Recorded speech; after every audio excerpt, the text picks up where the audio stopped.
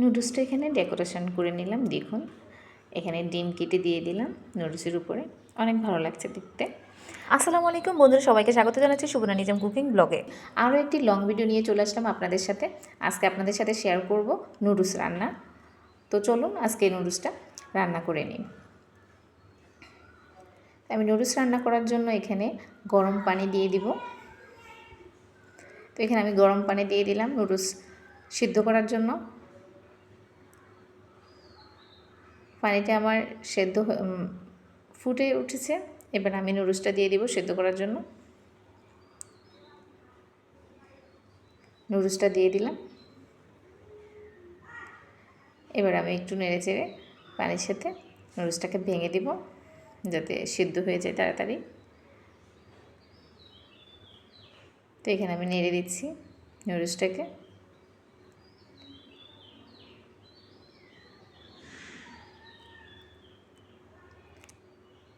এভাবে আমি নুডলসটা সেদ্ধ করে নেব। কড়াই বসিয়ে দিলাম, তেলটা দিয়ে দিলাম। তেল গরম হয়ে গেছে, আমি পেঁয়াজ দিয়ে দিলাম।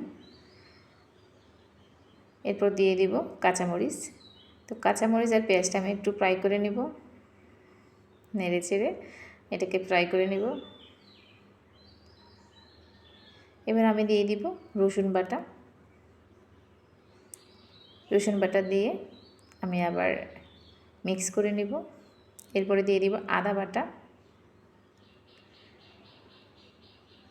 এরপর দিয়ে দিব টমেটো।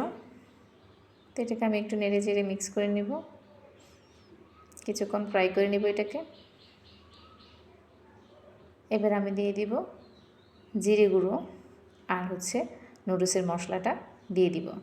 নুডলসের মশলাটা দিয়ে আমি এটাকে ফ্রাই করে নেব নেড়ে চেড়ে। একসাথে মশলাগুলোকে আমি কষিয়ে নেব। সবগুলো মশলা একসাথে আমি নেড়ে চেড়ে মিক্স করে ফ্রাই করে নিচ্ছি।